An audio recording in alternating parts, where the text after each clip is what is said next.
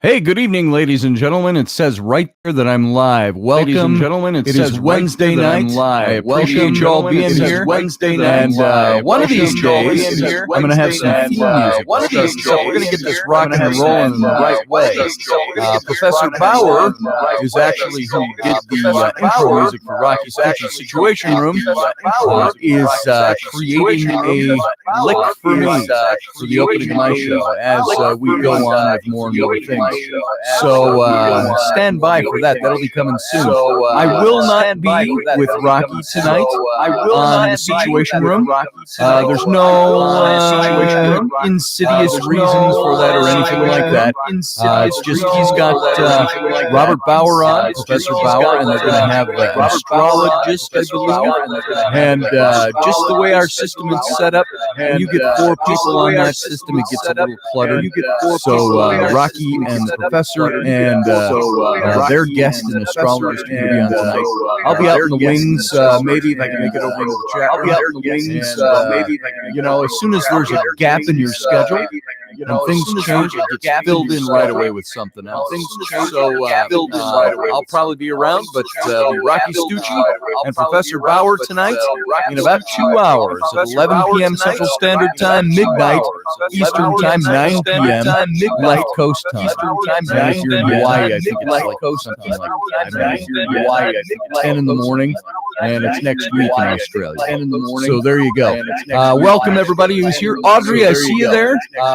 Glad to have you here. Audrey, I see you there. And there's a delay. It says Audrey, hearing me live and a delay. That's nuts. I'm not sure why I would have a delay going on. I'm not sure why I would have a delay. So good to see you though, Audrey. And we'll see you a little later. Good to see you though. And I know you're at work and heading home soon. Susie Q, good to see you. James, good to see you, brother. Susie, usual. Good to see you, James. And see you, brother. Who else we got lining up so far? Jama, good to see you as well. Lucky Stone, good to see you. Lucky Stone, glad to have you here. And Susie Q, glad to have you. Seen you up in front. I did. So there, I welcomed you twice. And glad to have you all here. And we'll do a little glad to have you all and get some of the few front minutes out of the way while people get notified as to what's going on. That we're here tonight. Tonight we're going to wrap up the King David series. And this is the conclusion tonight. And since David died last night, we're going to go into trying to make this work for concluding and wrapping up right now tonight. So it should be an interesting wrap. And look forward to your comments in the chat room. And we'll try to go through some of those. I'm kind of recap. We'll try to go tonight towards the end as well. So echo. You're hearing an echo off of my mic? Is that what that is? Echo, reverb echo. My mic is that? Hang on.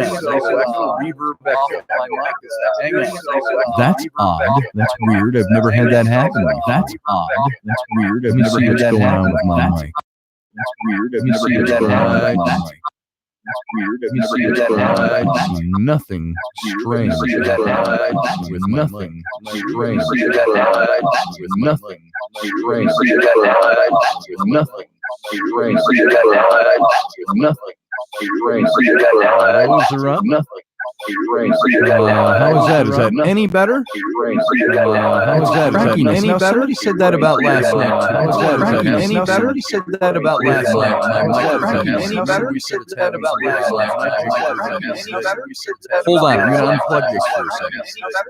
Hold on, I'm going to unplug this for a second. Sorry to do this live. Hold on, I'm going to unplug this for a second. Sorry to do this live. Hold on, I'm going to unplug this for a second. Sorry. All right, let's see if that has that helped any. Sorry. All right, let's see. No better? Has that helped any? Sorry. Even better? Replugging any? Sorry. Even better? Replugging any? Let's try that. Replugging any? I got that. I got that. I got that wire over there. I got that. Hey, whoa! That wire over there. So nothing better. Hey, whoa! That wire. It's repeating at least nothing more times. All right. Stand by, folks. Let's see what I can do. All right. I may have to just take this mic offline. All right, I may have to give us this much offline.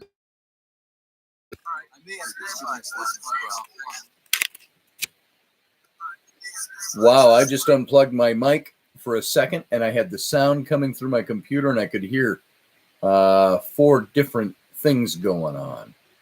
Let me see. I'm going to try to look at my settings for my microphone. Be patient, folks. We'll see what's going on here. Sync isn't working, it says. I don't think that has anything to do with my sound. Blah, blah, blah, blah, blah, blah, blah, blah, blah. No, that's nothing. All right. Let me try one other thing here. I'm going to reset this. Oh, you know what it might be?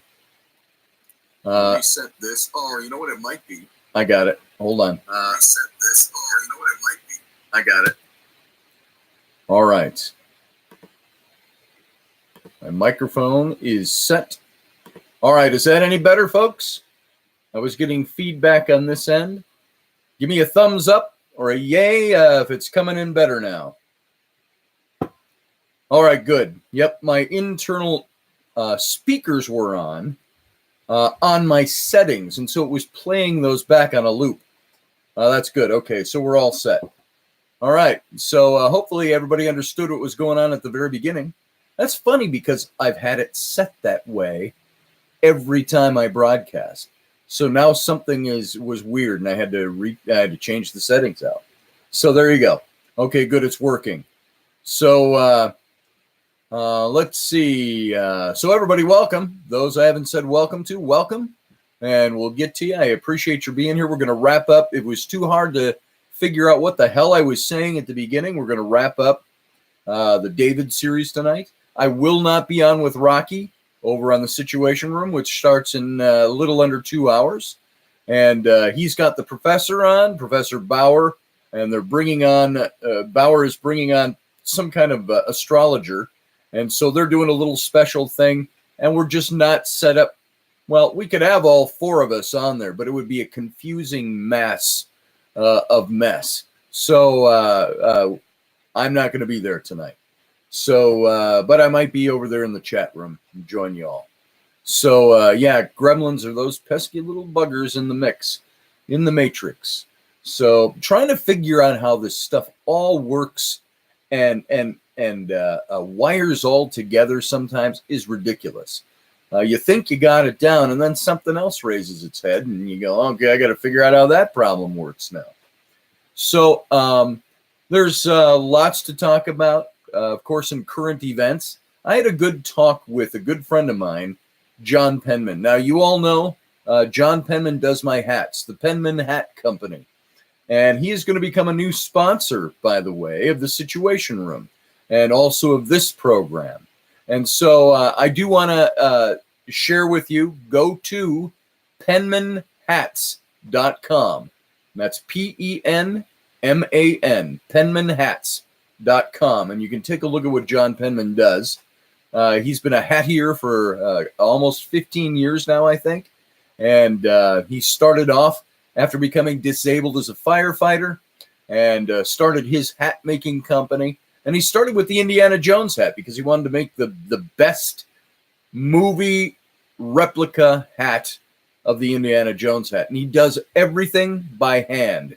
He's also got a newer line called the Everyman Hat that is a little bit more of a pre-manufactured hat, meaning he has all the shelves put together and then he bashes them out to size for you and puts... Bashing is this stuff.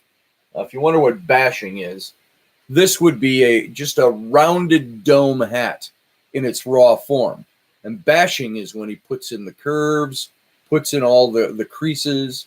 This is a 5 point. 1, 2, 3. No. Hold on. Yeah, 5 point. 1, 2, 3, 4, 5. So that's a 5 point diamond. And so he does all of that with his Everyman hat. This happens to be the Everyman hat, which is still a very high quality hat. He just has these pre-made. So it's a little easier. It takes him a lot of time to create everything by hand. So he's come up with this line where he has these pre-made and then he bashes them for you. This is a 4 point. 1, 2, 3, 4. That hat. And neither of these are the Indiana Jones hats. We talked about that before. That one up on the wall is my Casablanca, which I put a hole in, so it's permanently retired to the wall. And not due to the manufacture or the quality of the hat. I was pinching it in the wrong place for several years and wore a hole in it. So there you go. So go to penmanhats.com. They're custom made. He's got a video on there of how to measure your head, and you'll see how to do that, how to order things. And John Penman is the foremost hattier. Bespoke, they call it, bespoke custom-made hats. So if you want to get something good, go take a look at the line of hats that he creates. And you can see the Everyman hat, and you can also see his custom hats over at penmanhats.com. And I'm just going to type it in here just so you can see it as if it's hard to remember. penmanhats.com. There, that's about as live a read as you can get for an ad while I'm typing it into the chat room for you. So go take a peek. Yeah, he's going to make a hat for Audrey one of these days. Guy knows his business. He knows what he's doing. He is the best. And by the way, nothing better, I think, better looking, classier than a man in a hat. When the basic male uniform in the United States has become guys in T-shirts, shorts, tennis shoes, and baseball caps, it's nice to know that there's a classier version we can get to. We can get a little more. We can class it up and dress it up sometimes. For instance, these hats, I wear them with a suit and tie to formal events. I also wear them when I'm wearing jeans and T-shirts. I wear them when I wear just regular clothes, jeans and an untucked shirt, and it looks good. So I think it's time. Well, the time has already come. Men's hats are back in. And so if you want to get a hat for yourself, a good fedora, you can get the pork pie hat, you can get a bowler, you can get a Homburg. There's all different styles of men's hats. Penman makes them all. They're over there on his site. And ladies, if you want to get your men a really nice gift, get him a hat and class up his ass a little bit. There you go. So, yeah, James Spader wears a Penman hat on the blacklist. You're right. Penman made a few hats for him just this last 6 months that will all be appearing in the new season. There are actually a lot of big names that are wearing Penman hats now, too. If you think this is an advertisement now it's not. Now I'm just talking about my buddy, John Penman. And by the way, John is going to come on with Rocky and I next week, probably Wednesday night. He's going to be on with us and just talk about his days as a firefighter, how he was disabled, how he formulated his company, and all of that. And you'll be able to hear from him directly next Wednesday on the Situation Room. But if I can say, John, I remember him, and I may have mentioned this before on Rocky's show, but I bought my first hat from Penman in 2012. Late 2012, and I wore it to Egypt in January of 2013. That's that hat back there. So that hat's seen more travel than a lot of people I know. Been around the world many times. But I got that hat from John, and I got to know him. And back then, he's a big Star Trek fan. He's part of the 501st, which is the Star Wars, the Stormtrooper group that goes around and travels to events. And he met William Shatner at an event, and he was wearing his Indiana Jones fedora that he had made. And Shatner pulled him aside and said, "Where did you get that hat?" And he pulls Penman backstage, gives him his personal number, his personal cell phone number. Shatner did. Said, "Call me. I want one of those." And Shatner's bought a couple of hats from him. A bunch of other guys from Star Trek now, like Brent Spiner, who played Data. Who else bought one? I know the guy who played Michael Garibaldi, who played one of the Doctor Who's, the last Doctor Who, bought a hat from him. You got guys like Carl Urban, who plays McCoy in the J.J. Abrams Star Trek movies, bought a hat from him. Katie Starbuck, from the remake of Battlestar Galactica. Blonde woman. She was also in one of the best westerns on television. Longmire, she was the deputy in that. Katie Sackett, something like that. Sackhoff, there it is. She bought a hat from Penman. John Penman, one day he calls me on the phone, and he's like in the bathroom at a restaurant, and he goes, "You'll never guess where I am." He says, "I'm sitting, Scotty, at lunch with William Shatner, Brent Spiner, Michael Garibaldi, or Capaldi, I think his name is Michael Capaldi, who played Doctor Who, and a couple of other people he mentioned." He says, "I am in geek heaven. They invited me out to lunch with them," because he's their hat eater now. So John is doing some good stuff. He's having fun with it. And so there you go. That's all about John Penman. We'll talk to him next week. So, yeah, Michael Rooker bought one from him. Michael Rooker from, you remember him from, what was his name in The Walking Dead? He was the Daryl's older brother. He was in The Walking Dead. He was also in both the Guardians of the Galaxies movie. So there you go. So he's got all kinds of guys that you would recognize that are now buying his hats because of that network. His name has gotten around. So Tombstone. Was he in Tombstone? Is that what we're talking about? Anyway, let's move on. So that's my friend John Penman. And let's see, I've got another buddy of mine that's going to be on the Situation Room probably next week, who owns a soda pop shop up here. I did the Renaissance Festival with him for years. He was one of those guys that was selling hot tubs for a living. And he said, "Screw this." And he started his own business. He started doing fireworks tents. And he's got like now, 15 years later, he's got like 50, 60 fireworks tents around the Twin Cities up here. And doing very well for himself. And then he opened up a soda pop shop, Blue Sun Soda.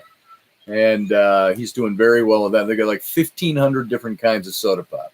So he's doing well. We're going to talk to him about his politics and also about being an entrepreneur. So we got a couple of cool entrepreneurs on next week on the Situation Room.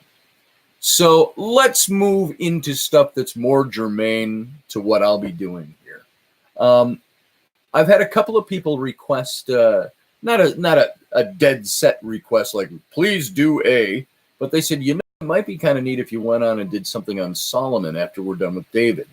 And you know what? We might do that in the near future. I'm going to have to dig into Solomon a little bit more and his story, and we'll pull some things out there. David, I think, was the one that wrote the apologetic, though. He had his own scribes, I believe, are the ones that were probably under mandate to clean up David's story, and because of who he was. And so tonight we're going to wrap that up. So let's get into that. We'll talk a little bit more about some of this stuff as we go. Now, last night we ended with Solomon coming to the throne and then David's death. David's gone. And now his son Solomon, which probably wasn't his son at all, but was more probably the son of Uriah, the husband whom David had murdered, that was married to Bathsheba, whom David had the affair with. Just by way of recap, that I got to tell you a funny little anecdote. I was talking to my mom this morning on YouTube, not YouTube, on Messenger, video chat. And my mom is just tomorrow will be, she was born in 42, so she'll be 77 years old tomorrow. And she's only like 17 years older than me, 18 years older than me. And so tomorrow she turns 77. And we were talking this morning. She said, fill me in on this whole David thing. So I started filling her in. And I'm talking away and I'm telling her, you know, the big thing about, you know, Bathsheba and David is all these things. And I'm talking about the whole menstrual cleansing thing and her taking the ritual bath and the baby probably not even existing that died and all these things stacked up. And I look over there, my little girl comes in to say hi to Grandma, and she hops up and we're looking at the camera. My mom's she's sitting up in her bed is what she's doing. She's still watching TV. in the morning before she'd gotten up. We were talking early this morning, and she's sound asleep. I said, "Mom, Ma." So apparently, I talked her to sleep this morning. So there you go. So my mom's very interested in my stuff, but and I hope I wasn't too boring, and I hope none of this is boring to you guys. This is exciting stuff for me, but it's a lot of words. You start getting into this and digging into all this, there's a lot of information. And I try to present it in such a way that it's not monotone. And then David went to the throne, and David was responsible for the deaths of these 9 guys, but he keeps blaming it on Joab because Joab was his general. And then he went to, I try not to do that. I want it to be exciting for you so it sticks in your head and that important things stick there. So, yeah, Scott, minstrel cleaning is a good thing. That's right. You know, sometimes those singers just got to clean up the lyrics a bit. So, hello, Melinda. How you doing? And Scott, by the way, greetings.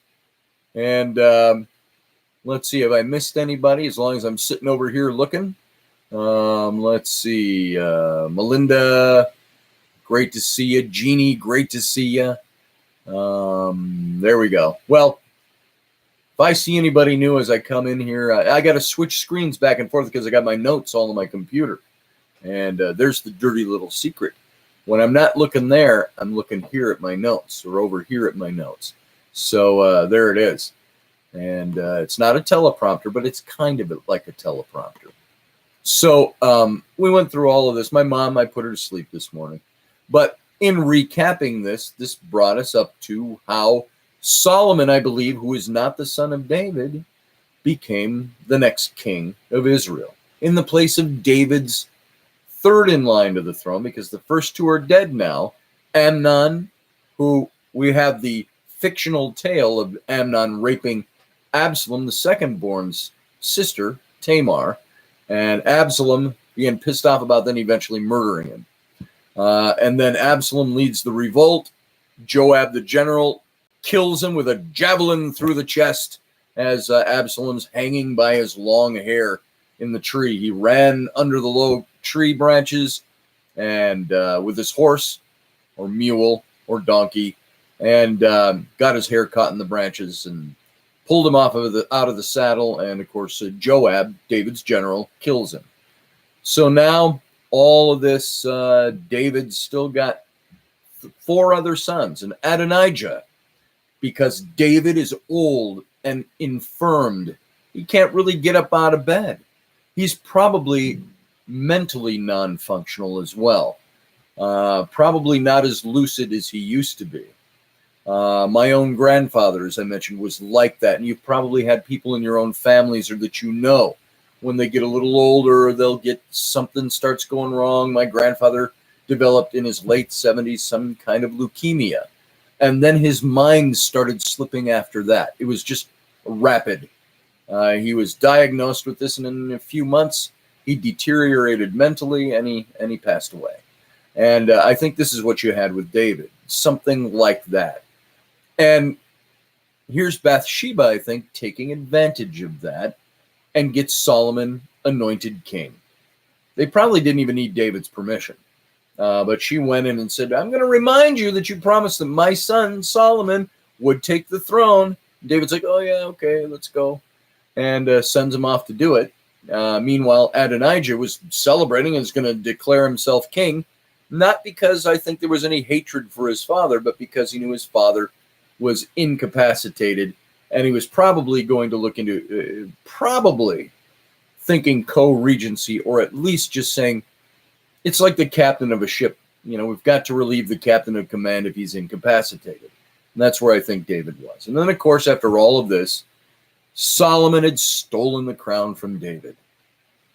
And he stole it from Adonijah.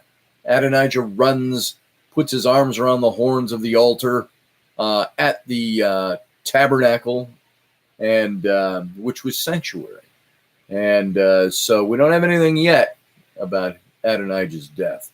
But he needs to consolidate his power now. So David dies, and let's move into Solomon and how he secures his power now as the new king. He has done exactly what David has done. I don't think that there were a lot of people who believed that Solomon was the son of David. And that's why it appears in the apologetic. And the story of this fictional story is written around it. So David's line dies with David, although he's still got 3 sons still alive now. So once David was gone, Solomon had only to tie up all the loose knots now. And he began, as expected, by dealing with Adonijah and his supporters. Adonijah, who claimed sanctuary. Now remember, Solomon, what the legend says about Solomon is that he was the wisest man ever to live, that he was the most glorious king Israel ever had. He reigned through a time of peace for a very long time. He brought Israel to its golden pinnacle, such as it was during his reign. Solomon was this man who was supposed to be wise beyond all other men. And with wisdom, you think, comes this peaceful, noble character. He also built up the wealth of Israel, and his own personal wealth was astronomical, according to at least the biblical tale, and some things that you can find in history. So, but now he's just on the throne. He's got to deal with Adonijah. And in the Bible, Adonijah dies, mostly of stupidity. He's said to have gone to Bathsheba, Solomon's mom, with a friendly request. Might he perchance take David's last concubine? Now, remember, folks, what did it mean when you slept with the king's concubine or his wife? Now, even though David is dead, you sleep with the wife or the concubine, you're kind of showing that you've got a right to the king's property. So in asking this, he's not just going, pardon me, Bathsheba, but might I perchance, since David's dead, have one of his concubines? You know, it wasn't an innocent request. And he asks for Abishag as his wife. Now, remember Abishag? When it says David was old and stricken in years, and he could get no heat, and they tried to cover him with his bedclothes, and I'm sure he had circulation problems or something like that. And so they got the young woman and put her in the bed with David naked to get him heat, as the Bible said. And it even says in the Bible it wasn't sexual. He didn't sleep with her, but she was there to make him warm. So this is a young woman, probably a nubile, good-looking young thing for the king to keep him warm. And so Adonijah asks for Abishag, for a wife. Now Solomon, when Bathsheba brings Adonijah's request to him, correctly interprets it. Why request Abishag, the Shunammite, for Adonijah? Request the kingship for him. It's what he says, what Solomon says. Now that's in 1 Kings 2:22. He hit it the nail on the head. Well, if he's asking for the Abishag, the concubine, why not just give him the crown?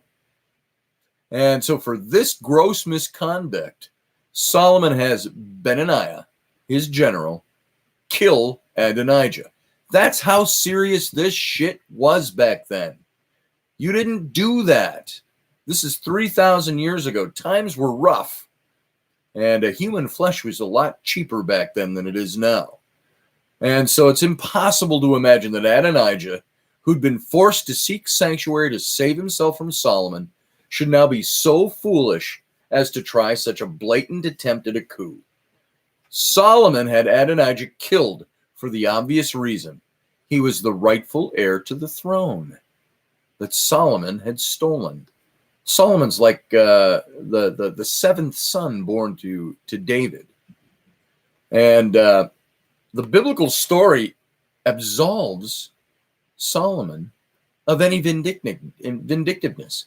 He had given Adonijah a chance to live out his days in peace, the Bible tells us. Remember, he didn't go seeking Adonijah.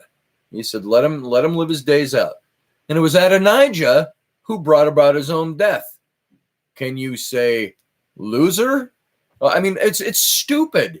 And maybe he thought that Solomon didn't know the protocol or what? I don't know. Remember, Solomon was probably raised amongst the military because he was Bathsheba's son. And Bathsheba was the granddaughter of Ahithophel, David's advisor. She was the daughter of one of David's officers in his army. There's all these military connections. And so that's probably where Solomon grew up. But from Adonijah, Solomon turned to the priest Abiathar. His life was spared, but he was confined to house arrest.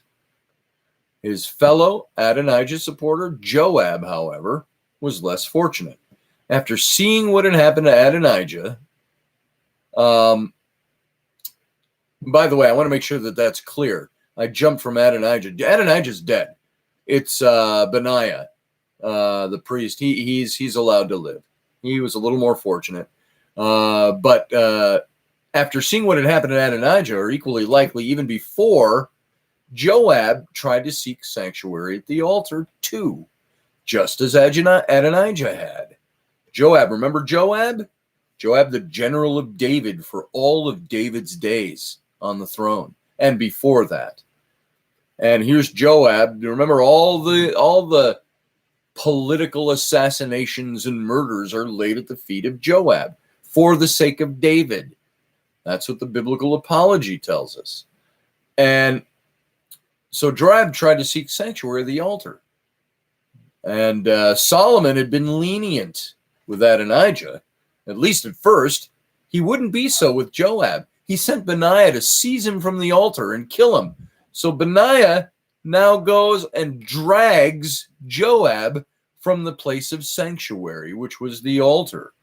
It's like, what comes to mind is the picture of the Hunchback of Notre Dame, where he holds up Esmeralda and yells, "Sanctuary! Sanctuary!" There was sanctuary in the church, but there were points in that story where they tried to drag them out of the church so they would no longer be under sanctuary.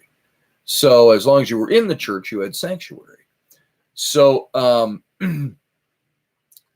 this seems kind of a violation of the principles of sanctuary. Not kind of, it is. It's in fact in line with the ancient Israelite custom. The altar provided no safety for those guilty of murder. Although you could go there for sanctuary, you couldn't for murder. That's in Exodus 21.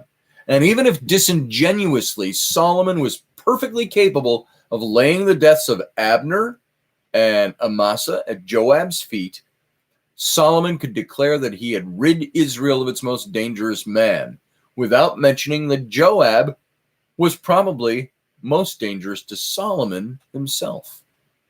Because remember, Joab, David's personal general for many years.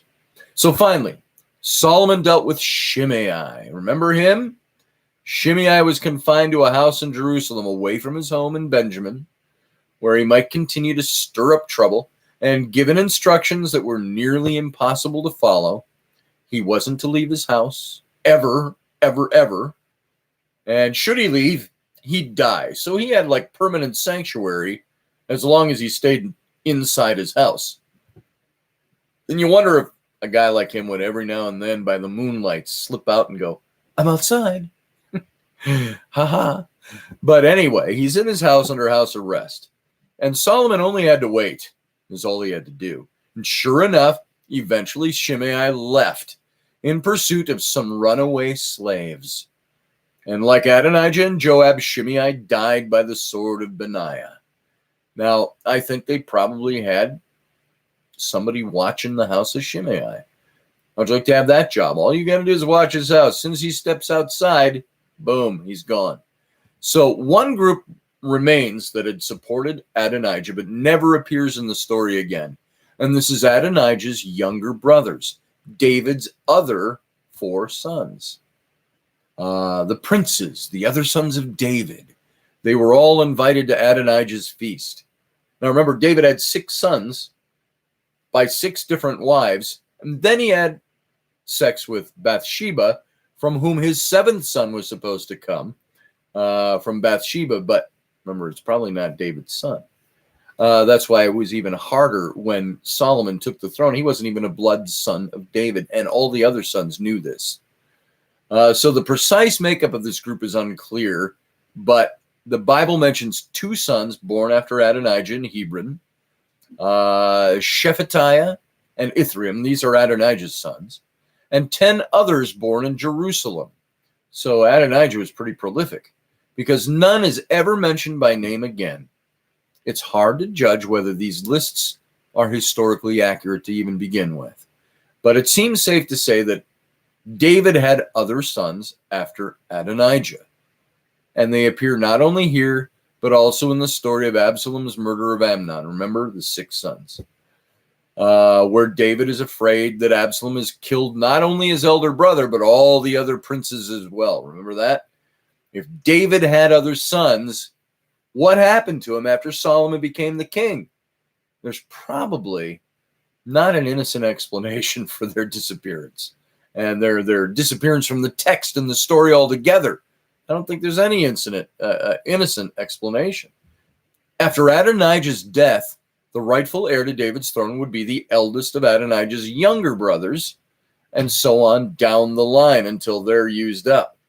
And David knew enough to eliminate all his predecessors' descendants to ensure the safety of his own stolen crown. And it's reasonable to assume that Solomon knew this just as well. So with these deaths, all the remaining ties to David's story were severed. Solomon could begin to rule without any entanglements inherited from his predecessor. Murder had been David's path, his main path to his monarchical power. And with these final murders, that path finally came to an end. So with the last words of the chapter, the Bible formally transitions from the story of David to the story of Solomon, saying the kingdom was secured in Solomon's hands. And that's 1 Kings 2:46. So Solomon, this, again, glorious king that we think of, when we think of Solomon, think of the wisdom of Solomon. And maybe part of that wisdom started with him offing every single one of the sons of David that could claim the throne over him.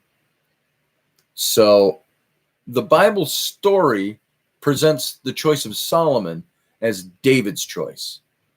David declared that Solomon would succeed him. David gave the command for Solomon's coronation. David gave Solomon instructions for securing the kingdom. But Solomon's kingdom was not David's choice. It happened without his consent, probably even without his knowledge. I think that plot had been going on for a long time. David was probably blissfully, hate to say it, blissfully senile in the midst of dementia when all these decisions were made. So Solomon's kingship is presented as the divinely ordained continuation of David's dynasty. It had been predicted long before Solomon's birth. It was reaffirmed in David's own deathbed words. But Solomon's kingship wasn't this continuation of David's dynasty at all. Solomon was not David's son. He was the son of Uriah. Solomon had no right to claim the throne.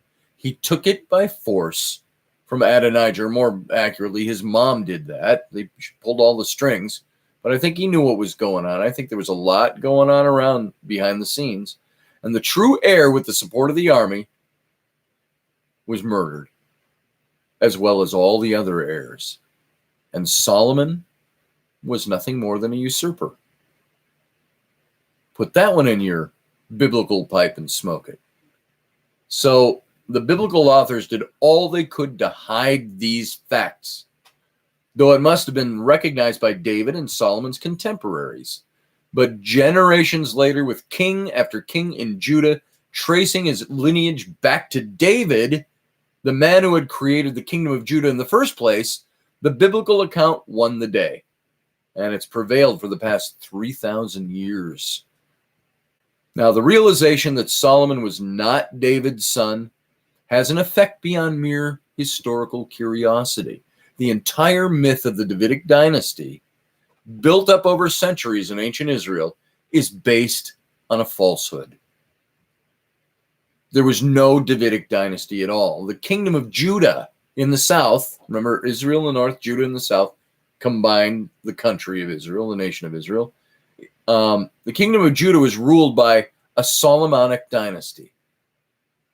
And the genealogies that trace the descent of Jesus back to David are equally problematic. Jesus' line may go back to Solomon, but David's out of the picture because Solomon had no blood ties to David. And so to our David's sons, whom Solomon probably had killed as part of his Davidic house cleaning. David's line died with David. Now, the irony of Solomon's coup is that in the end, David's legacy is the same as Saul's. Both were first kings, Saul over Israel, David over Judah, and over the United Kingdom. Both must have had high hopes that their sons would succeed them, carry on that long-lasting dynasty as a result, but neither would see his hopes realized. Saul and David were both outmaneuvered by an outsider, someone with no right to be king, who had come to wear the crown in any of his descendants' place. So there you go. Hey, just want to say hi. I see Rocky must be in the room. It's going to be a test later, Rocky. Joyce, good to see you. Excuse me. Let's see what else we got going on here. Is there a delay? Suddenly it seems like I have a delay on my video. That's weird. I'm looking at it. It's usually right up to date with me. But now it seems like there's about a minute delay, 30-second delay. Oh, well, that's okay. So that's perfectly all right. So I just want to say hey to folks I didn't say hey to before. Oh, you know why? Because I'm actually watching a replay of it, not the actual live control room. There we go. Now I got you live. And I see you all back live. So good to have you all here. Glad you're here. Go support your favorite cannoli and meatball at streamingtalkradio.com, said Audrey. Go buy some cool stuff. Folks, I know Jeff has like a donate button, and there's all kinds of stuff like that all over the place. Everybody's always asking for money. If you like what you hear in my shows, the research I do, I don't have a donate button set up, but go ahead and go buy a shirt. Do something like that. I know it's not a $5 thing. Some of them are $20, $25 for a shirt, but we have to cover the cost of the shirt, and then we make a little profit on it. So go take a look at my Etsy page. You'll find that link for Son of a Patriot over on streamingtalkradio.com. All right, so let's get back into it here. So there it is, Audrey. Thank you. That's my website, scottallenroberts.com. What I do on a daily basis, I'm an illustrator, I'm a designer. Right now, I should just show you just for the heck of it, because I'm sitting right here with all of this stuff. I do illustration, and I've got a big project that came in where I'm illustrating graphic novels, which is huge comic books for a science fiction author, and he's got me developing characters for him. So I just did these just in the half hour before the show. So this shows you just, now this is comic book work. This isn't big time illustration work, but this is stuff that's going to be inked for this comic book, stuff like that. That's the main character. Then you got the female character. She's only partially finished here. Haven't finished her off yet. So stuff like that. And I do all this kind of little cartooning stuff. This was one of the characters prior to making some changes, done in ink. So now that's just comic book work. That's not my full-fledged painting work and all of that, but it gives you an idea. So that's what I do. I do graphic design, which is book covers, magazines, all sorts of stuff, logo design. Go to my site and you can check it out, scottallenroberts.com. There you go. Let's move on with David, or actually with Solomon. So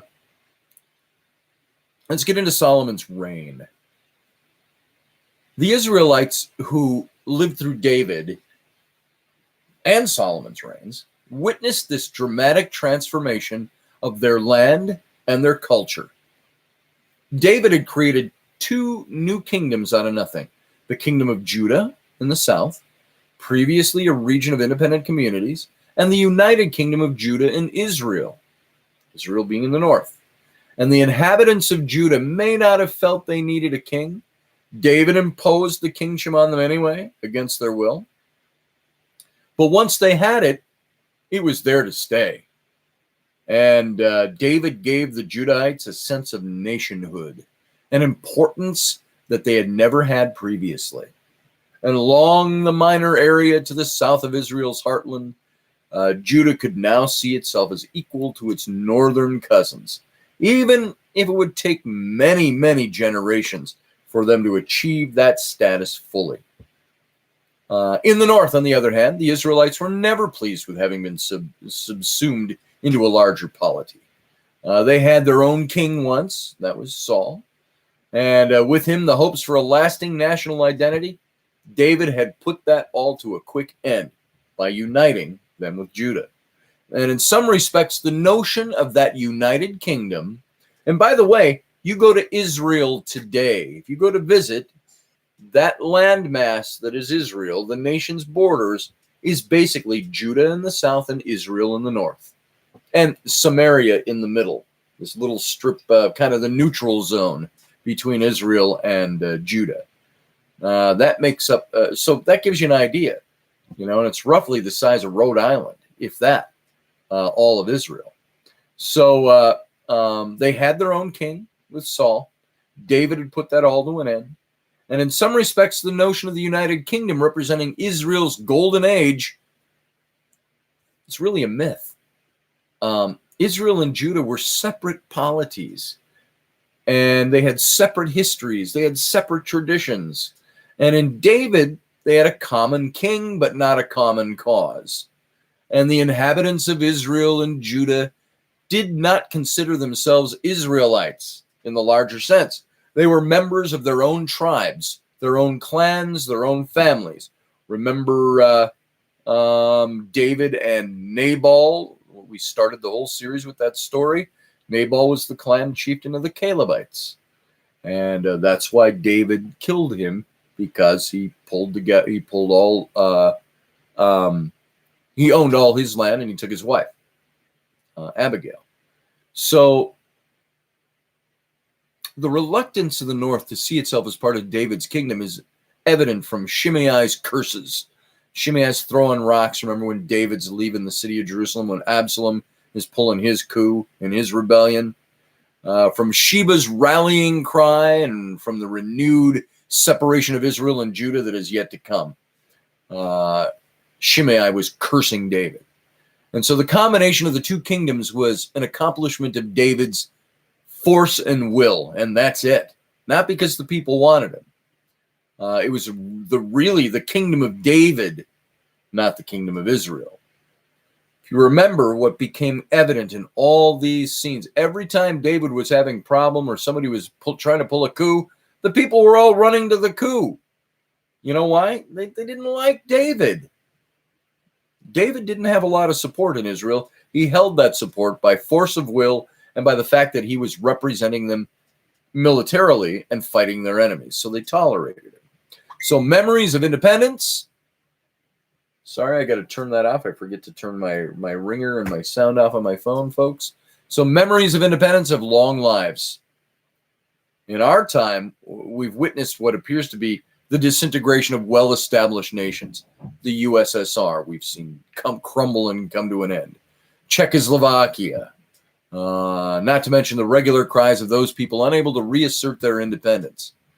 And this isn't really disintegration, but it's a return to the old territorial and ethnic boundaries. David may have brought the North and South together, but this was a unification neither side ever really wanted or asked for.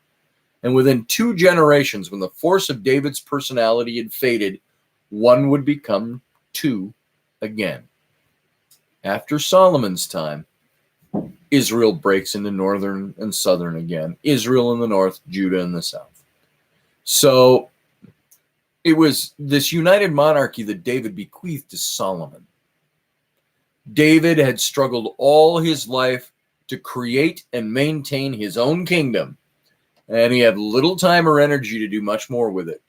So as noted earlier, David's kingship looked very much like Saul's. Solomon, however, faced no challenges to his rule at any point, and he fought no wars.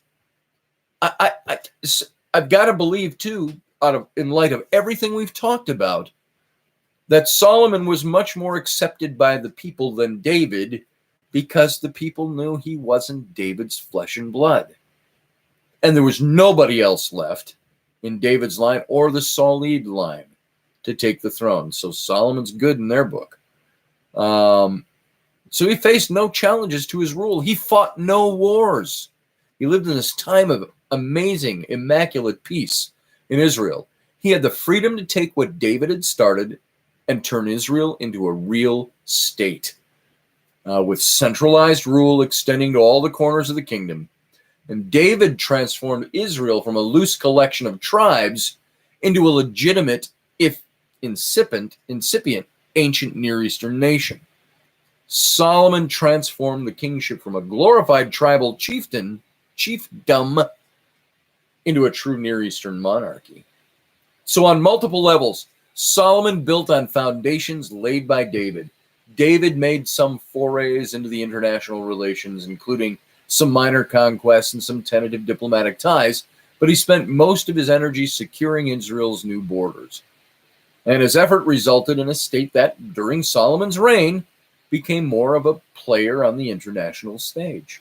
Solomon married an Egyptian princess, thereby becoming the first Israelite king to establish diplomatic connections with the superpower on the Nile. He developed commercial dealings across the Near East that brought new wealth into Israel, largely using the trade routes to the south that David had secured down through the Negev, across the Sinai, the northern part of the Sinai, and into Egypt. And with that wealth, Solomon followed the standard model of Near Eastern kings. He kept it for himself, using it to decorate his palace, to build an elaborate ivory throne, and to purchase horses for the royal stable. And it's unclear whether the majority of Israel reaped any benefit from Solomon's riches, but it's telling that even the Bible does not suggest that anyone but Solomon grew wealthy during his reign. So David had founded a new cult in Jerusalem, the cult of Yahweh, and it was centered on the ancient icon of the new house for the Ark of the Covenant, which they kept in a tent. It was a magnificent temple. But Solomon's temple was not like other Israelite sanctuaries. He didn't want to have just another local cultic site. He wanted his temple to be grand on this internationally recognized scale. Archaeology's uncovered palaces from ancient Turkey to Syria that have architectural designs remarkably close to those of the temple described in the Bible. And this makes sense, as the Bible tells us that Solomon had the temple built by foreigners and the Phoenicians from Tyre. And we're not going to talk about it so much here, but possibly that magic ring where, according to myth, he used demonic armies to build the temple as well. Get into Masonic stuff, and that's interesting. So we saw that David probably envisioned the Jerusalem cult as a confirmation of God's approval, his approval on David's kingship. Now Solomon would make the divine royal link explicit by building not only the temple, but a new grand and glorious palace just beside it, in a single complex on the Temple Mount. Now, like David, Solomon offered sacrifices before his new cultic site. And though Solomon were a bit more grandiose, 22,000 oxen, it says, 120,000 sheep, according to the Bible.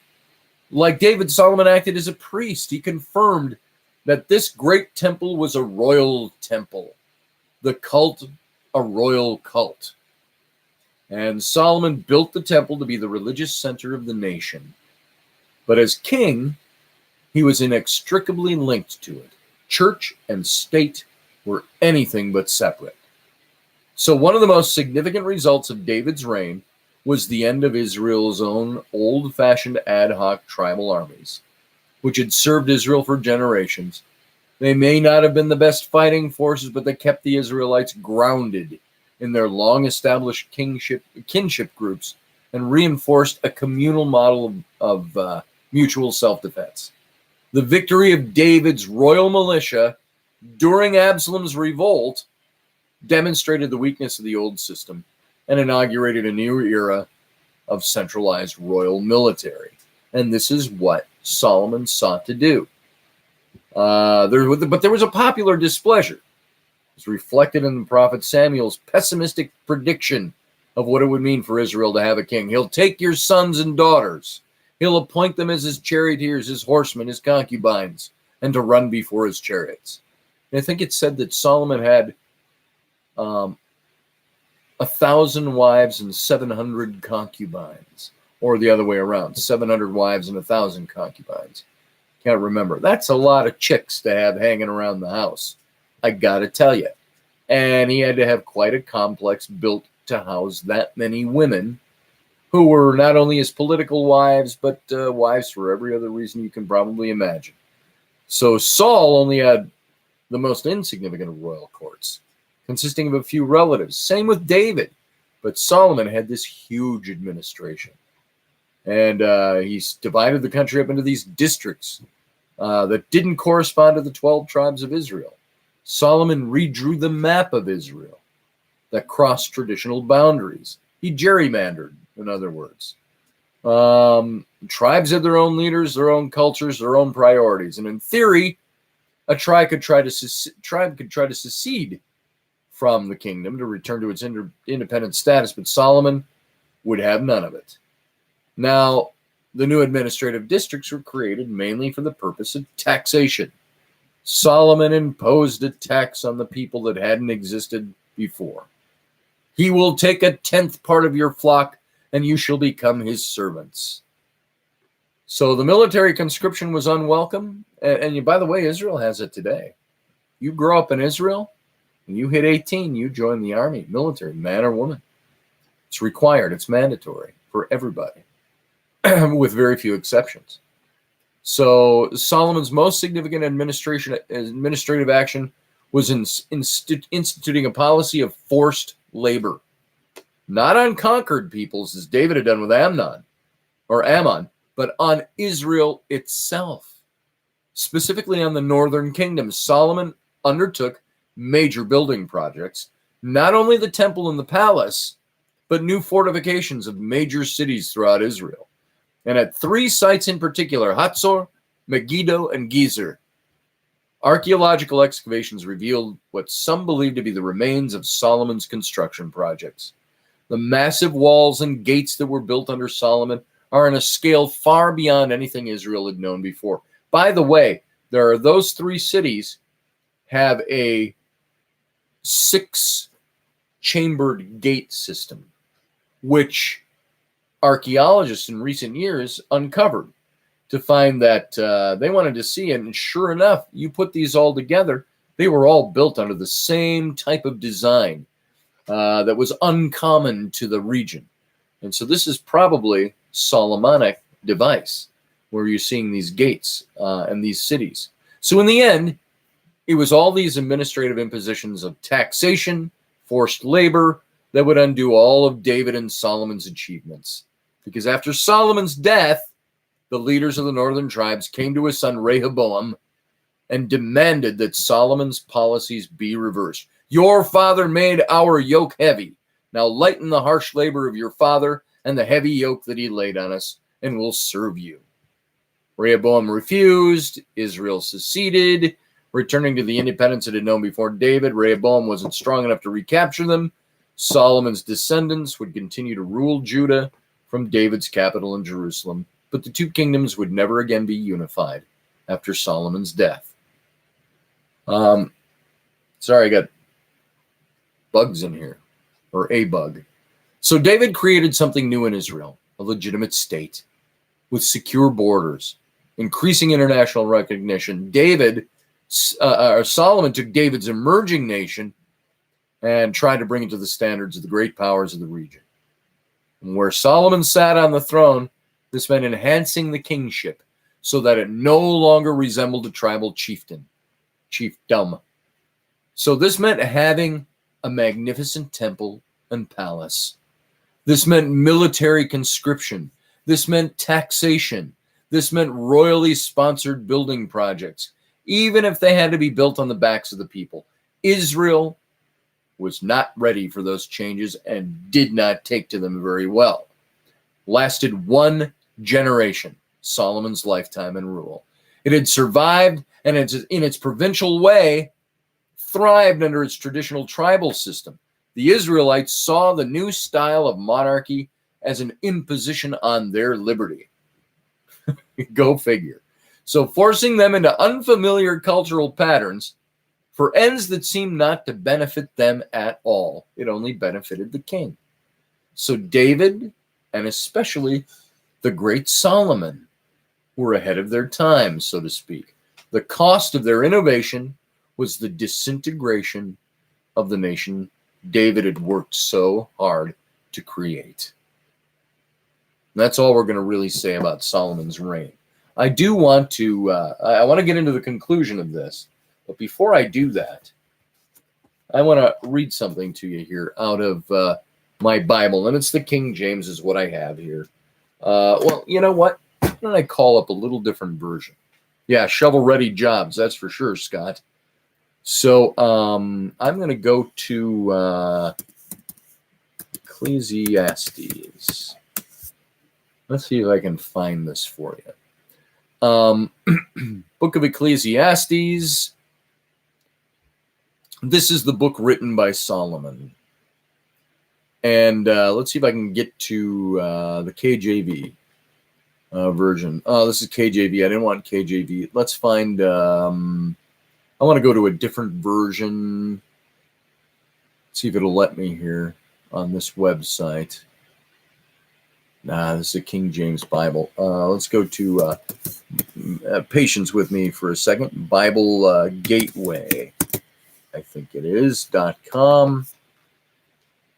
And this is where you can go and you can find almost any version of the Bible and look up passages. Let's go to Ecclesiastes. Not a word I spell every day, but I got it. And I'm going to go to, there's like 50 different versions of the Bible here. And by version, I don't mean not versions of translation or interpretation, but versions of the way things are worded, going from either Old English to New English to modern idiom to amplified English and things like that. So let's go down here. Let's look for the one I always used. I used the NIV and I used the Message when I taught kids. Let's see. Let's see. I'm going to move on and try to find... this is chapter 1, Book of Ecclesiastes, full chapter.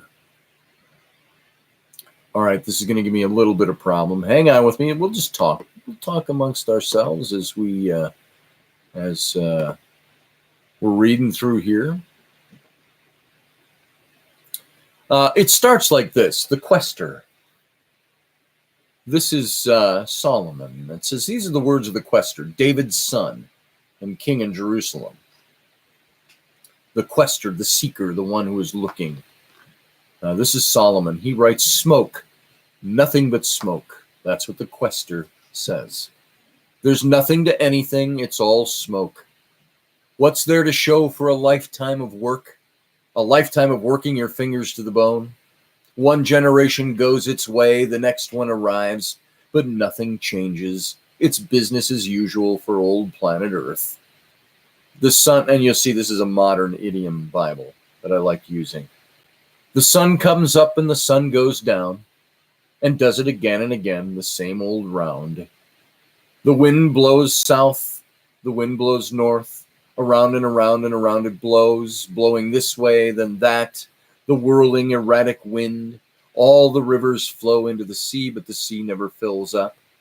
The rivers keep flowing to the same old place again, and then start all over again and do it again. Everything's boring. Or as Solomon said in the Old English, was all is vanity. He says, everything's boring, utterly boring. No one can find any meaning in it. Boring to the eye, boring to the ear. What was will be again. What happened will happen again. There's nothing new on this earth. Year after year, it's the same old thing. Keep in mind, this is Solomon writing this in his old age. Year after year, it's the same old thing. Does someone call out, hey, this is new? Don't get excited. It's the same old story. Nobody remembers what happened yesterday. And the things that will happen tomorrow, nobody remembers those either. Don't count on being remembered. The words of Solomon. He says, I've seen it all. Call me the quester. I've been king over Israel in Jerusalem. I looked most carefully into everything. I searched out all that is done on this earth. And let me tell you, there's not much to write home about. God hasn't made it easy for us. I've seen it all, and it's nothing but smoke. Smoke and spitting into the wind. Life's a corkscrew that can't be straightened, a minus that won't add up. Doesn't this sound like a guy who's been through life and been disappointed by life? Here's Solomon, probably the richest man in the world by ancient standards, had everything he wanted, had a peaceful kingdom, ruled for 40 plus years, and this is his writing toward the end of his life. I said to myself, I know more and I'm wiser than anyone before me in Jerusalem. I've stockpiled wisdom and knowledge. What he's kind of saying, what I've forgotten, I've forgotten more than you'll ever know. And what I finally concluded is that so-called wisdom and knowledge are mindless and witless, nothing but spitting in the wind. Much learning earns you much trouble. The more you know, the more you hurt. And I said to myself, let's go for it. Experiment with pleasure. Have a good time. But there was nothing to it. Nothing but smoke and emptiness. What do I think of the fun-filled life? Insane. Insane. My verdict on the pursuit of happiness? Who needs it? With the help of a bottle of wine and all the wisdom I could muster, I tried my level best to penetrate the absurdity of life. I wanted to get a handle on everything useful we mortals might do during the years we spend on this earth. I never said no to myself. Oh, I did great things. Get this, just listen to this. I did great things. Built houses, planted vineyards, designed gardens and parks, planted a variety of fruit trees in them, made pools of water to irrigate the groves of trees. I bought slaves, male and female, who had children, giving me even more slaves. Then I acquired large herds and flocks, larger than any before me in Jerusalem. I piled up silver and gold, loot from kings and kingdoms. I gathered a chorus of singers to entertain me with song, and most exquisite of all pleasures, voluptuous maidens for my bed. Oh, how I prospered. I left all my predecessors in Jerusalem far behind, left them behind in the dust. What's more, I kept a clear head through it all. Everything I wanted, I took. I never said no to myself. I gave into every impulse, held back nothing. I sucked the marrow of pleasure out of every task, my reward to myself for a hard day's work. You hear that? You hear how Solomon is writing about his life? He goes on. I hate life. Then I took a good look at everything I'd done. I looked at all the sweat and all the hard work, but when I looked, I saw nothing but smoke. Smoke and spitting into the wind. There was nothing to any of it. Nothing. And then I took a hard look at what's smart and what's stupid, what's left to do after you've been king. That's a hard act to follow. You just do what you can, and that's it. But I did see that it's better to be smart than stupid, just as light is better than darkness. Even so, though the smart ones may see they're going where they're going and the stupid ones grope in the dark, they're all the same in the end. There's one fate for all, and that's it. So when I realized that my life's fate's the same as the fool's, I had to ask myself, so why bother being wise? It's all smoke, nothing but smoke. The smart and the stupid both disappear out of sight. In a day or two, they're both forgotten. Yes, both the smart and the stupid die. And that's it. I hate life. As far as I can see, what happens on earth is a bad business. It's smoke and spitting in the wind. And I hated everything I'd accomplished and accumulated on this earth. I can't take it with me. No, I have to leave it to whoever comes after me.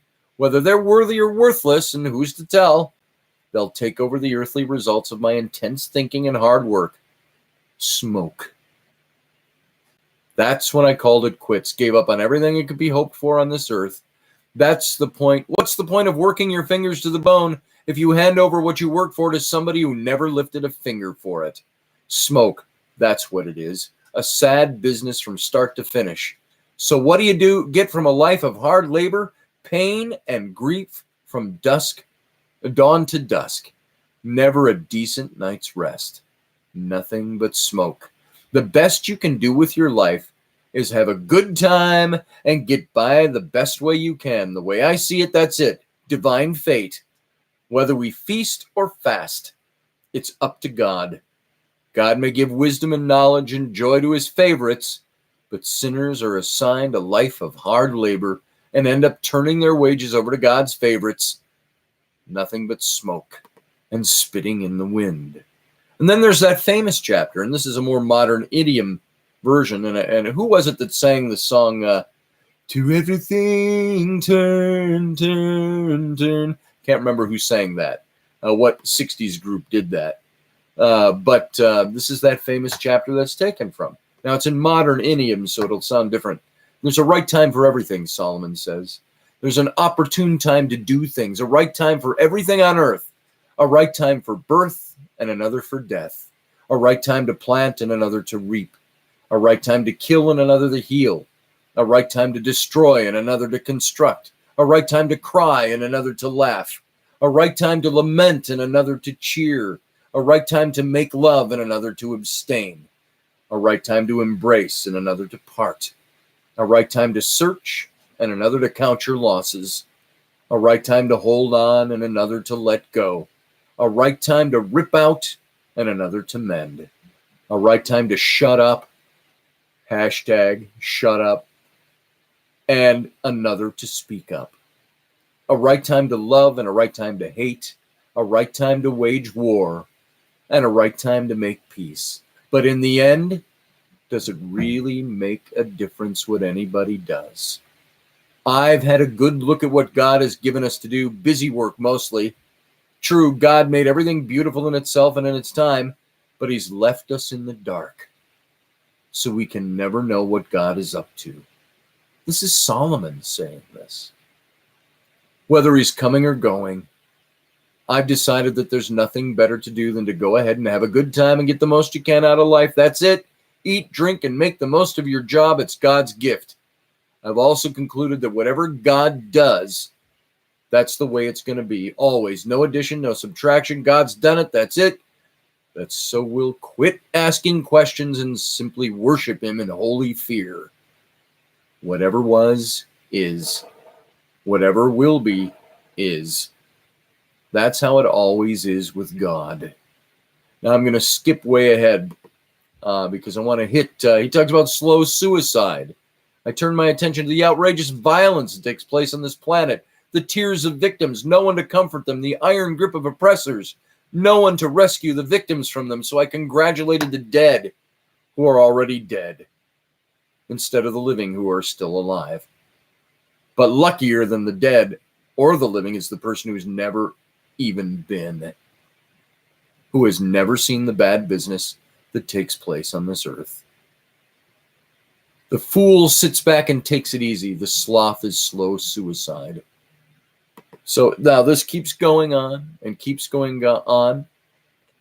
I want to get to the end of the book of Ecclesiastes because things are bad. Don't take anything for granted. No one can control the wind. And he goes on and on. Dead flies and perfume make it stink, and a little foolishness decomposes much wisdom. Wise thinking leads to right living. Stupid thinking leads to wrong living. And he goes on. It's the way he's talking. Then he goes on, and by chapter 11, he says, be generous, invest in acts of charity.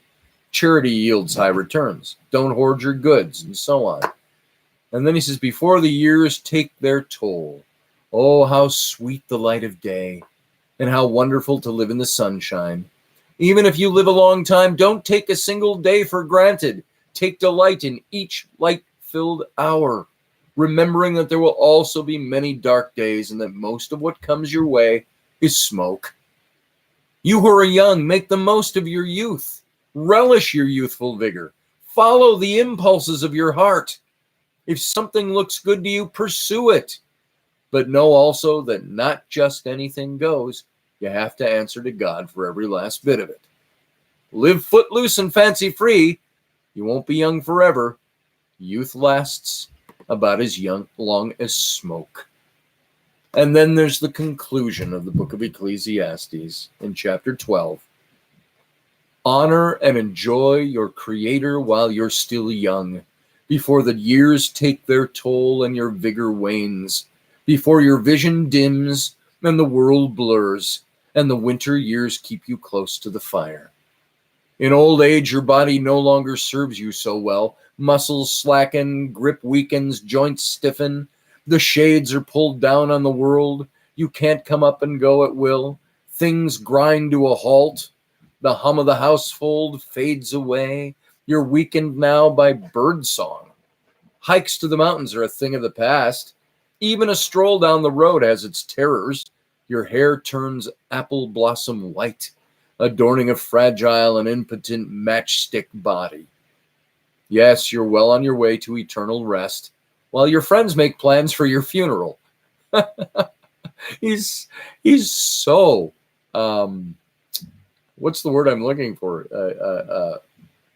It'll come to me. Life, lovely, while it lasts, is soon over. Life as we know it, precious and beautiful, ends. The body is put back in the same ground it came from. The spirit returns to God who first bequeathed it. But it's all smoke. Nothing but smoke. The quester says that everything is smoke. And the final word, besides being wise himself, the quester also taught others knowledge. He weighed, examined, and arranged many proverbs. The quester did his best to find the right words to write the plain truth. The words of the wise prod us to live well. They're like nails hammered home, holding life together. They're given by God, the one shepherd. But regarding anything beyond this, dear friend, go easy.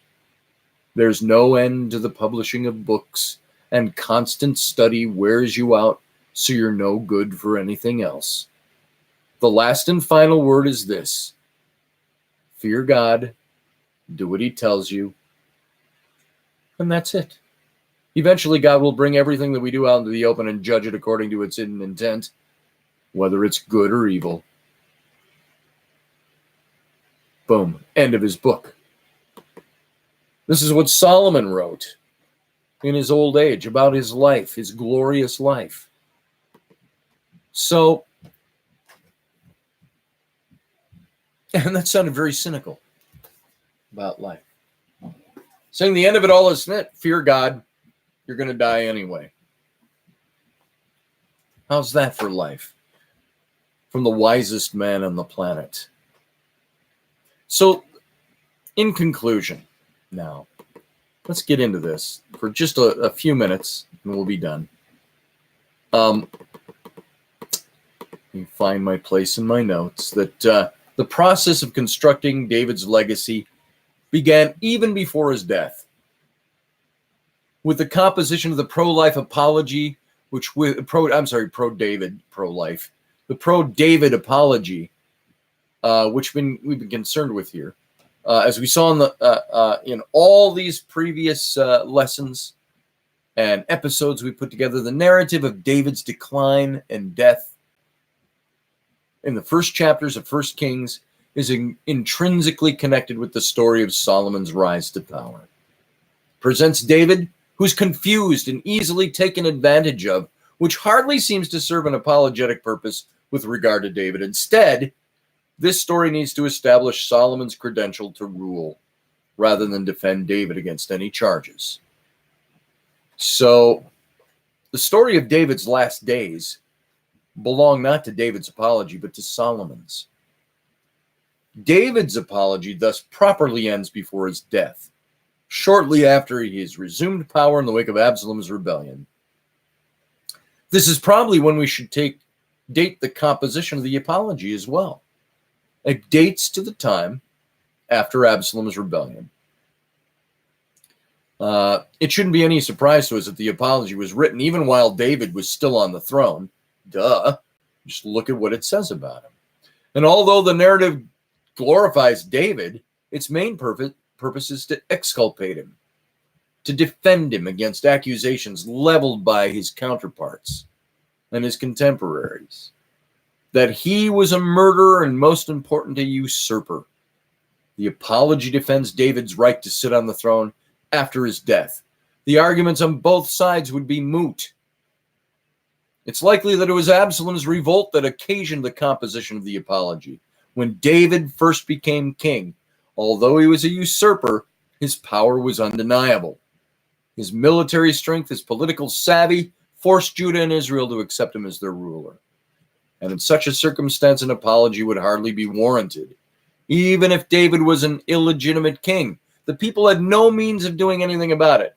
But after Absalom's rebellion, David comes back to the throne. His power was at its weakest.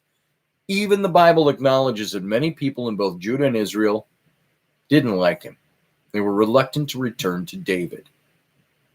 And it was during Absalom's revolt that the explicit accusation of murdering Saul and his family was hurled at David by Shimei as David is fleeing the city of Jerusalem. Take a sip of water here. So, this view of the story of David, the recognition that it's an apology, which has been the whole point of the last 17 lessons here and episodes, has ramifications for how we understand the Bible as a whole. This is the question I've been asking all the way along from time to time. And we've been taught by generations of religious authorities that the history of the Bible is literally true. Even when we have agreed to discard the mythical, the creation, the flood, the splitting of the sea, or even the semi-mythical, the patriarchs. So sometimes even Moses is added to that list. People don't think Moses existed. I happen to think he did, as you all know. So when we read the so-called historical books, especially the books of Samuel and Kings, we tend to read them as just that, historical. But no writing comes without an agenda, especially in the ancient world, before the idea of objective history entered human consciousness. And the biblical story of David, preserved in the books of Samuel, is absolutely no exception to that rule. It is, in fact, very opposite of objective history. It's apologetic revision. Its agenda evident at nearly every turn. Even when the biblical authors take it upon themselves to depict events from the past, it's not what we call history today. It's rather this ideology expressed in the historiographical genre. Not a word of the David story, and perhaps the entire Bible, is intended solely to describe things as they truly were. Much of the Bible was written so long after the events it describes that there was almost no possibility for its authors to access the objective past. The story of the Exodus, when we looked at the Exodus reality, Keep in mind, if Moses wrote those books in 1400 and they're rewritten 1,000 years later in the early 400s, and they don't have any way of refreshing that knowledge other than oral tradition and whatever they could find at the Library of Alexandria, the story's got holes in it, and it's missing things. Doesn't name any kings. The history is rugged. Same with David. Not the same in the sense of being written 1,000 years later, but there was no need merely to tell the Israelites David's story in their own time because they knew it. What was necessary was to reshape their conceptions of the story and the history of David. So the Apology for David, a 10th century BCE composition, was taken up and embedded in the more substantial 7th century or 6th century BCE historical work that stretches from the beginning of the book of Joshua to the end of 2 Kings. This 300 years after David lived and died, there was no further need to defend him. An uninterrupted succession of Judahite kings had traced their lineage back to David, the king who created the nation of Judah.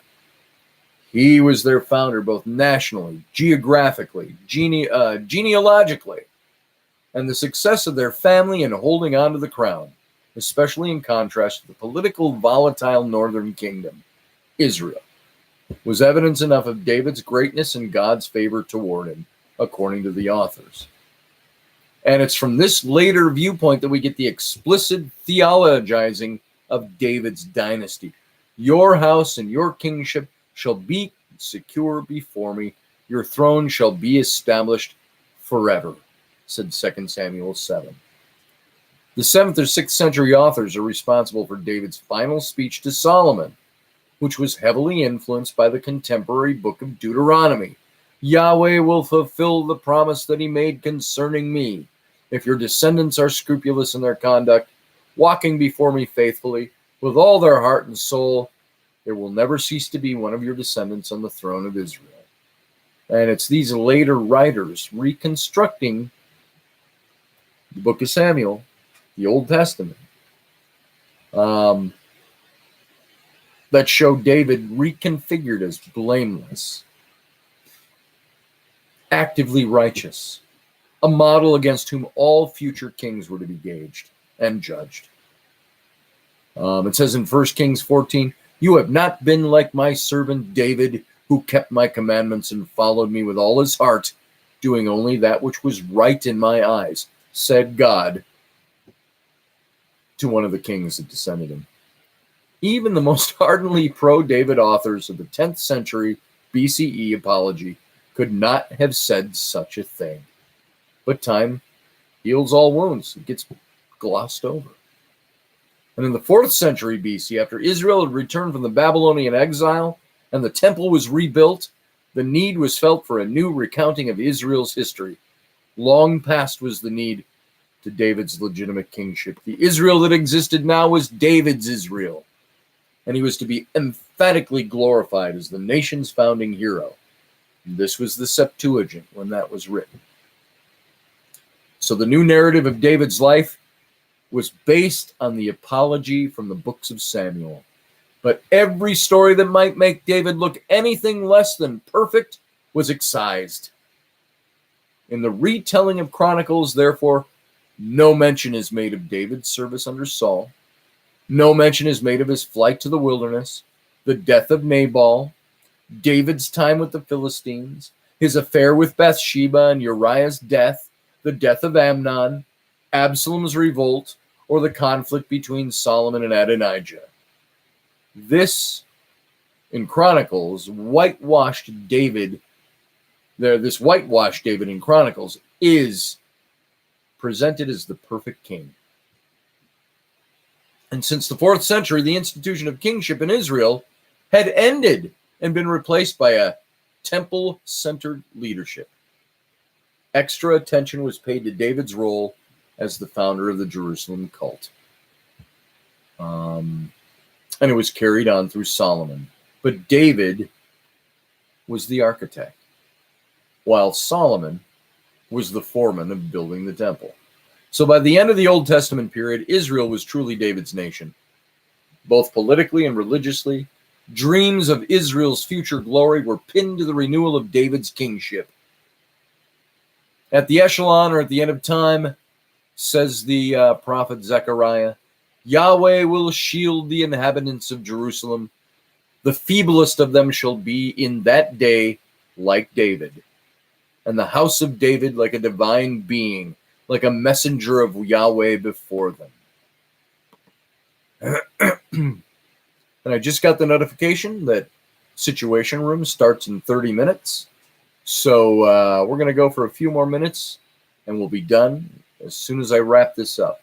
Now, this whole series I've given you has been an attempt to undo the transformation, to peel back the layers of literary interpretation, to recover the human David, the real guy, not the apologetically manipulated or manufactured David.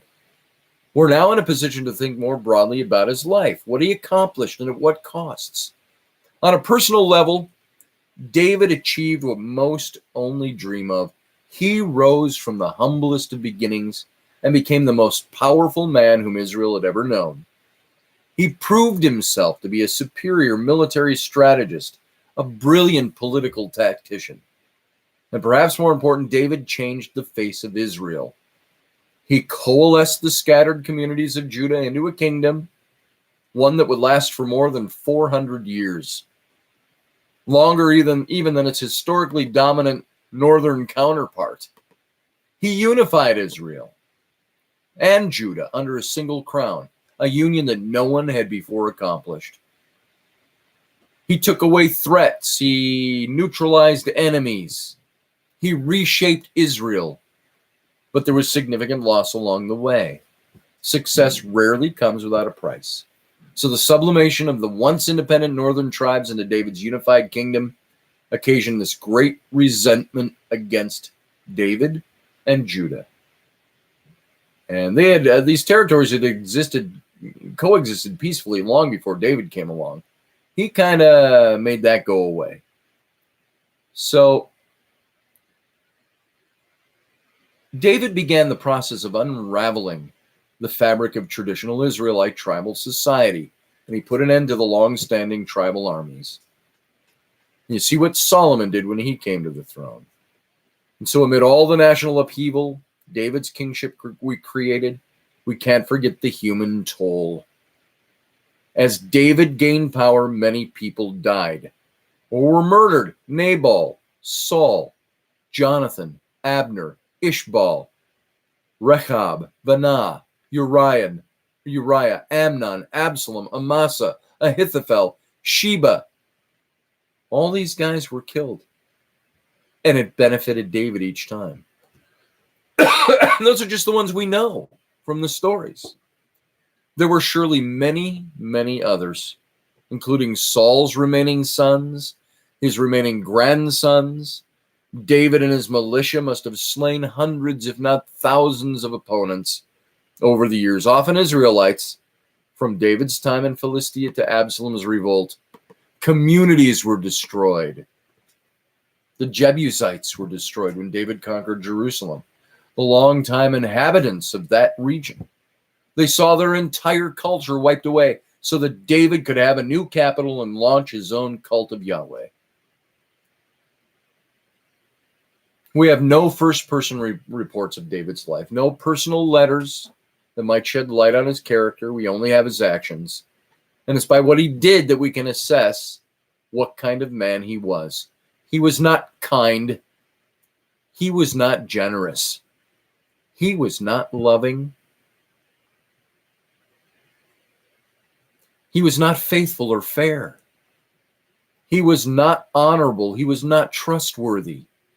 He was not decent by almost any definition. What he was ambitious and willing to abandon all of these positive qualities to achieve that ambition. David was a successful monarch, but he was a vile human being. And if you got nothing else out of this series, You can take that to the bank. And I'm not trying to establish that David was vile. We're trying to look at the real life of this guy. David was selfish, yes, says James. Actions speak louder than words, says Scott. Yeah, you like the idea of having an anti-bullying video at the top of his site? I don't know if that's you're talking about this or not. So this is who David was.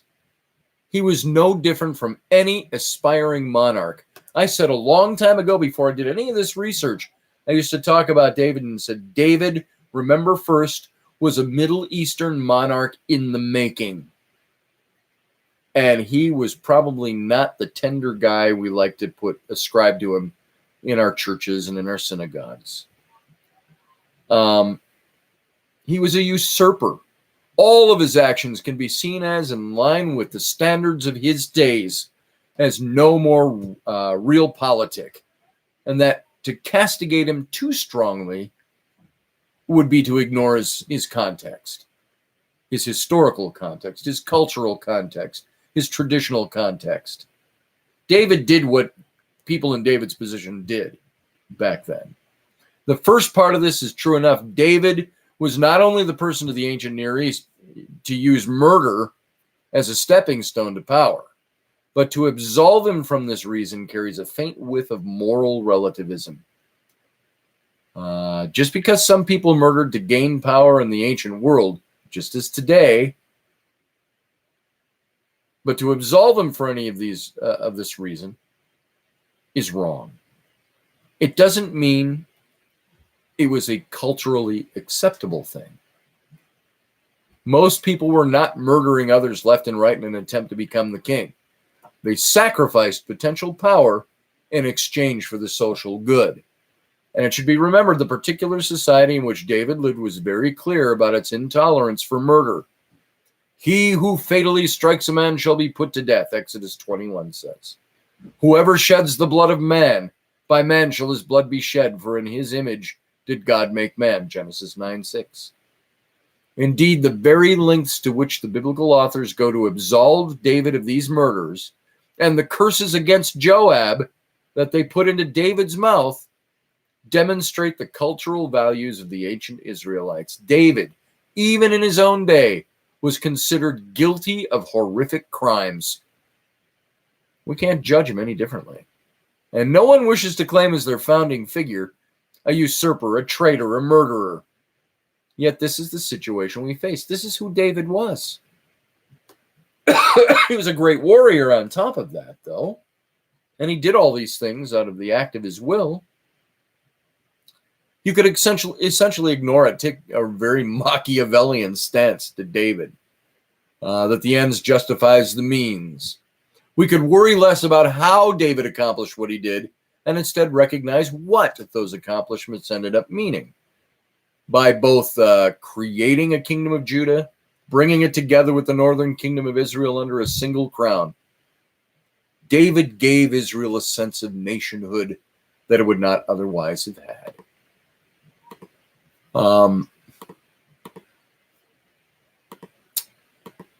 And I have a lot of superfluous information here that I'm going to kind of pass over because we're just about to the end of this. You can look at the results of the actions of David, a nation, a holy city, the basis of Judeo-Christian religions, and conclude that those ends are more valuable than the means by which they were achieved. And this view is tempting. It's really tempting because we still live under the influence of David's accomplishments. Travel to Israel today. That's David's accomplishment. Will historians still consider David's actions justifiable? What might a person outside of the Judeo-Christian tradition think of David? We don't need to be proud of him merely because we are part of or were once part of the culture that he helped create. And in fact, it's much more clear to see that what David did on the way of creating our culture, religious culture, or traditions, we recognize that his actions, far from being uniquely guided and approved by God, are at times virtually indistinguishable from those of his ancient Near Eastern contemporaries. And this should have important ramifications. If we're able to consider ourselves special in the world at all, with what we believe, if you're Judeo-Christian, it would have to be because of who we are and how we act today, not because of David, and certainly not because of how he acted, though he's one of the heroes of the scripture. So though it's tempting to throw David's sins into the dustbin of history, it is irresponsible to do so. The past matters. If you're going to know history, this is like I've said many times, I don't want to be taught what to believe. I want to know what I believe and why. We can't wish away our intimate association with the historical David and with the crimes he committed. We can, however, come to terms with it and what that means for us. You have to balance his achievements with what he was really like. We're proud to be Americans, most of us here. Some of us are British, and I realize that. We've got an international audience. Some of us are British, some of us are Australian, some of us are European, so on. But in America, we're proud to be Americans. In Australia, you're proud to be an Australian. You call your land your home, just as we're proud to call Jerusalem in our spiritual sense as Christians or Jews or Judeo-Christians or Abrahamic religions. Jerusalem was the home. It was the spiritual capital. I still want to go to Jerusalem, even though I'm not so much in that faith today. I want to go there historically.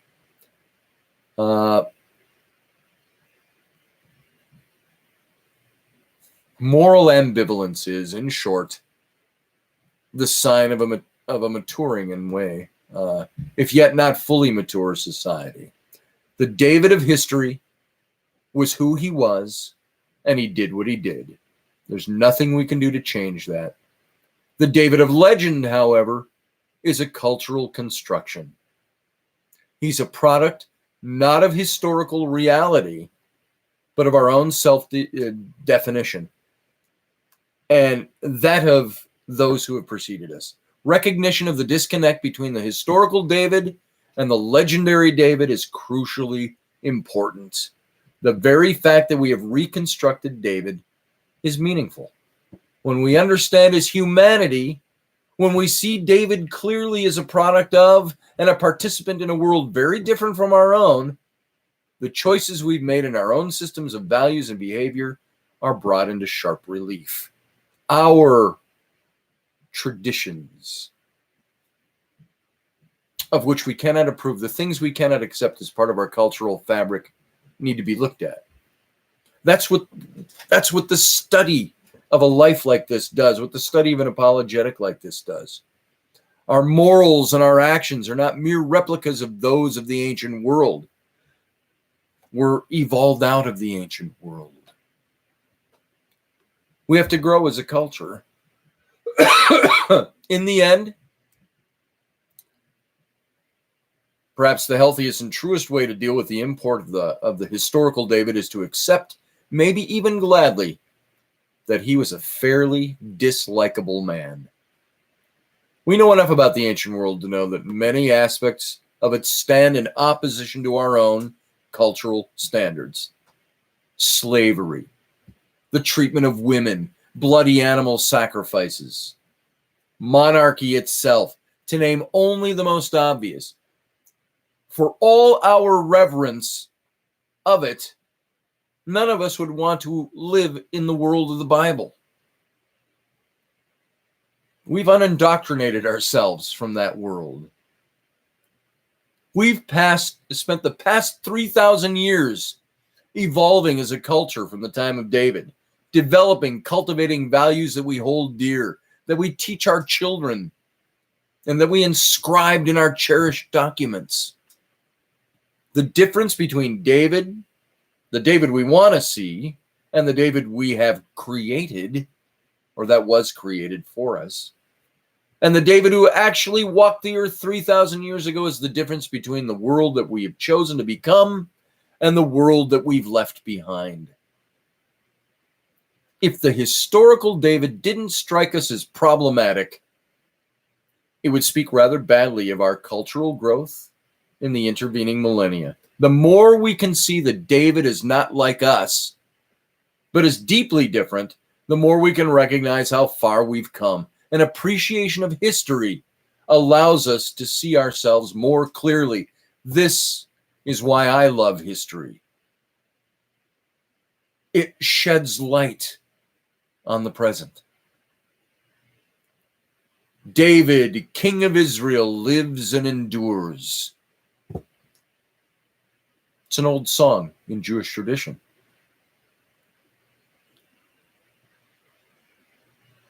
It's a song about the two Davids. The David of legend lives in our cultural imagination and endures in our liturgy, in our scriptures, in our hopes. The David of history lives in our desire to understand the past, in our search for something like the truth among the millennia of accredited tradition. And David endures in our recognition that we are who we are, both because of and in spite of him. History is a valuable thing. And so that's my whole reason for having looked into this apologetic, is that, like Jeffrey has taught most of us, and we've accepted and we've grown to understand and know, we have to unindoctrinate ourselves, detach, unhitch, in order to grow and do better. And that really is why I wanted to look at this life of David and point out this apologetic was written. Perhaps we need to detach from that and understand what we were taught versus what was, and where the light being shed is, and what does that then do to the way you believe and the way you practice. So there you go. Can I sing in Yiddish? Philip Blair asks. I cannot, sadly. I grew up in a family where as you know, my step-grandfather, my mom's stepdad, was a Jewish man. Lots of Jewish relatives out there. We didn't mix that much with them. We were the four goy, my family, in a family of Jews. My grandfather was the one we were the closest with. And so we didn't really mix all that much. But, so no, I can't sing in Yiddish. But I used to have my grandfather's mother, my great-grandmother, who accepted us as her great-grandkids. My grandfather married my grandmother back in 1945 or something like that, 47, after the war. And he was my grandfather all the way till he passed away in 95. Grew up with him. But I remember he used to take us to see his mother, who was at a place called in Minneapolis, no, St. Paul, called the Shalom Home, Jewish elderly care. And we would go see her, and I remember her, she was stereotypical Jewish. She would sit in a wheelchair, she had the white hair, and very old and frail. And I'd come in, and she'd say, "Oh, Scotty, come." And she would grab my cheeks, me sugar, and all this, and she would give me a kiss on the cheeks. And she'd say, "My lips to God's ears, how you've grown." And, and she had all of these Yiddishisms. So I grew up around that, but I never learned it. So there you go, folks. Let's end it there, because Rocky comes on in about 11 minutes. So I've gone a little longer tonight, but I needed to get to the wrap. So there it is. There is the life of David. The story of the historical David, his real life, juxtaposed against the fact that he was an invented hero. So I hope you enjoyed this series. I'll be back tomorrow night with something new. Might be a couple of single hits along the way. We've got other things we're going to do. So if you're going to be here, plan on it, because I'll be here. 9 p.m. Central Standard Time, 10 p.m. Eastern. See you here tomorrow night. Thanks for listening. Thanks for being here. I appreciate it more than you can know. And I'm not on with Jeffrey tonight. Yeah, Tam O'Hare will be fun, James. Maybe we'll get that started. Maybe we'll hold off a little bit. We'll see. So see you maybe over on the Situation Room, if I can get over there. And enjoy Rocky and the Professor and an astrologer that they have on with them tonight. And we'll see you tomorrow night. Have a good night. Love you all. Thanks.